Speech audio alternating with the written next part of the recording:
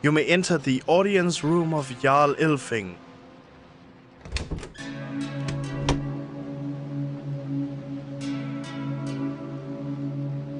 You shall always be welcome in my castle. Arise, Heroine. Yes, Jarl Ilfing. When I heard of the abduction of Jaime, son of Voland, I gathered my troops and went out in search for him. We met resistance in Yarnvidir as a pack of trolls assaulted us from the shadows. In the ensuing battle, I was separated from the troops. It was then that I met the Huldra and fell under her spell, forcing me to remain in the forest until you found me. Lady, I owe you my life. You may name your reward. Will you vouch for me to Arvindel? That goes without saying. Orvandel told me of your quest, and you have my support. I do not feel that counts as a reward. So what is it that you desire? Give me something useful for adventuring. Certainly. An heirloom from my family is a magical cloak that keeps the wearer warm in even the harshest weather. I hereby bequeath this cloak to you. May it serve you well. On behalf of the citizens of Fornsigtuna, I thank you for your courage. I wish you good luck in your travels, and I have confidence that you may finally put an end to this winter. Thank you, my lord.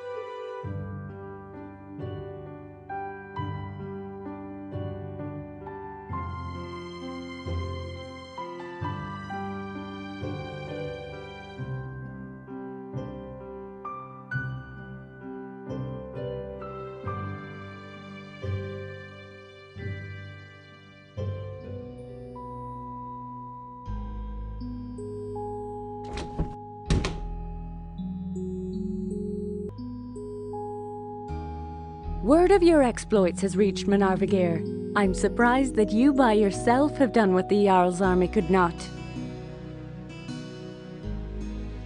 Sigurd asks if you would vouch for me. I am unsure about that. I am a trader, not a politician. My dear Helgi would concern himself with such matters. So no, I cannot help you there. I think you should find your own support. Did you know Helgi? Well, I suppose I could tell you this. My husband Helgi was recently slain. There was a meeting with some folks from Fornsigtuna which turned into harsh words, and soon blades were being drawn and several died that day. I know it is good to die in open battle, but I still miss him. He lies in the graveyard near Fornsigtuna. At least the city and us have that much in common. I bid you farewell. Come to my store anytime you wish to trade with me. I trust that you will be safe wherever you travel.